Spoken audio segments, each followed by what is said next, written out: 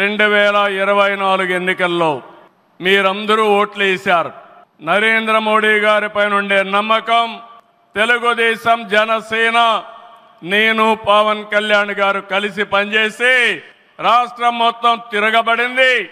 94% hit rate వచ్చే పరిస్థితి వచ్చింది. ఆర్థిక వ్యవస్థ అగమ్యగోచరం, ఏం చేయాలనో తెలియని పరిస్థితి. నేను 4వ ముఖ్యమంత్రి, కానీ ఎటు చూసినా ఆఘాతమే. అలాంటి సందర్భంలో వెంటిలేటర్ పైన ఆర్థిక వ్యవస్థకి కేంద్రం వ్యక్తిగతంగా నరేంద్ర మోడీ గారు ఆక్సిజన్ ఇచ్చారు.